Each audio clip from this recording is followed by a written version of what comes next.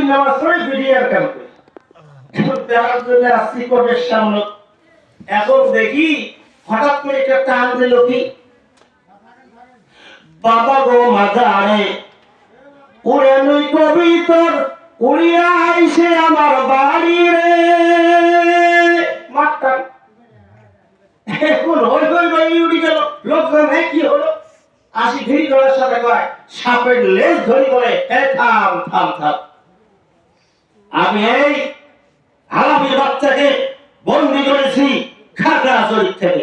কিভাবে বন্দি করলাম? এক ভদ্রলোক এসে পোশাক করতেছিল, সেই ঘর করে তার বেকায়দার জায়গার মধ্যে কামড় দিছে। আপনারা থাকেন সবাই তো একবারে খামোশ বাপরে বাপ।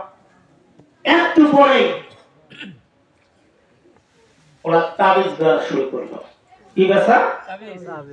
এখন বলেন তো শুনি, ওদের কি এই সাত দেখা উদ্দেশ্য তাবিজ বেসা? এই মহিলা এরকম বদমাস হাই হাই হিল পরে ধাই ধাই করে রাস্তার মধ্যে পেটের চামড়া ভিড় করে দিয়ে হাতে এরকম মনে মনে স্লোগান দেয় লাখ ভেলকি লাখ।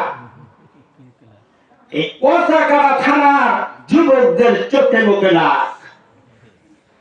আচ্ছা বলেন তো এই বিচার পাবো কোথায়? আলোচনা কি করবো? দুটো কথা শুনে, সেটা হলো কার বিচার কে করে, কোথায় আমরা বিচার পাবো?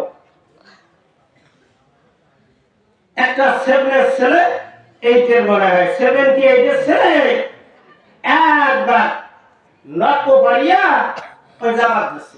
হঠাৎ করে মালিক আসিয়ে বলে বেটা লক্ষ বাড়ি কেন? থাম, হাত ধরছে তরিকা সব কিছু তো জ্বর করে বসে, দাদা কোথায় নিয়ে যা? কেন? তোমার বাবার কাছে নিয়ে যাবো, তোমার বাবার দিয়ে এর সঠিক বিচার করে নেবো আমি।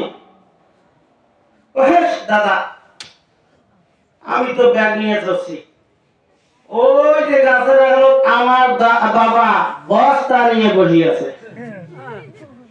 বিচার পাওয়ার জায়গা আছে? কিছু বুঝতেছে?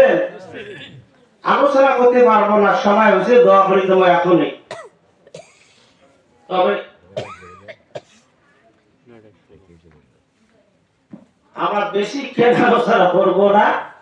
আলোচনার খালি বর্তমানে চলছে কি জানেন, গাড়িতে তেল মানে মুছে টুছিয়ে রেডি করতেছি, মানে তেলটা ঢুকি তারপর তো স্টার্ট হবে গাড়ি। এই গাড়ি কি বলে আলোচনা হুদে হুদি করলেন, কি করি আলোচনা, মানে আমার কথা কিছুই নাই, তা তো আর হয় না। কিন্তু এই আলোচনা আজকে হবে না, শুধু আসলে আজকের আলোচনাটা এটা যে প্রোগ্রামটা এদের, এটা ওয়াজের প্রোগ্রাম নয়, এটা হলো ওনার ছেলে একজন 30 পারা কোরআনুল কারীম খানা সিনায় নিয়েছেন, আল্লাহ দান করছেন আমাদের মাদ্রাসা থেকে।